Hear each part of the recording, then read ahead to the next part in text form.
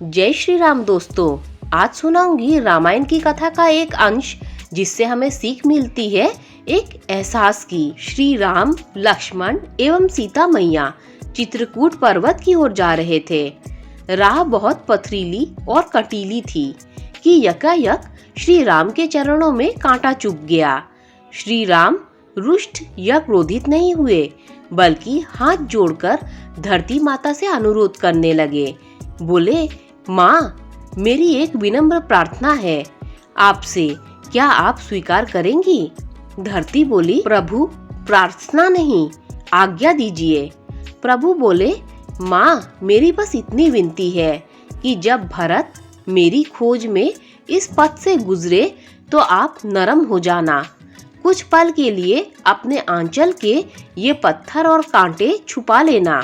मुझे कांटा चुभा सो चुभा, पर मेरे भरत के पांव में आघात मत करना।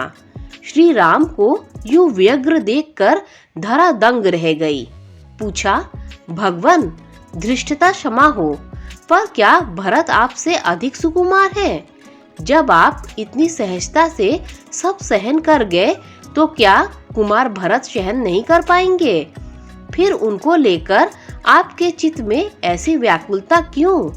श्री राम बोले, नहीं नहीं माते, आप मेरे कहने का अभिप्राय नहीं समझी। भरत को यदि कांटा चुभा तो वह उसके पांव को नहीं, उसके हृदय को विदीर्ण कर देगा। हृदय विदीर्ण? ऐसा क्यों प्रभु? धरती माँ जिज्ञासा भरे स्वर में बोली, अपनी पीड़ा से नहीं माँ, बल्कि यह सोचकर कि इसी कटीली राह में मेरे भैया राम गुजरे होंगे और ये शूल उनके पगों में भी चुभे होंगे।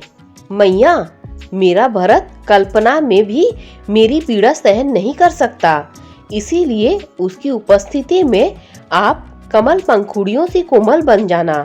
अर्थात रिश्ते अंदरूनी एहसास, आत्मीय अनुभूति के दम पर ही टिकते हैं।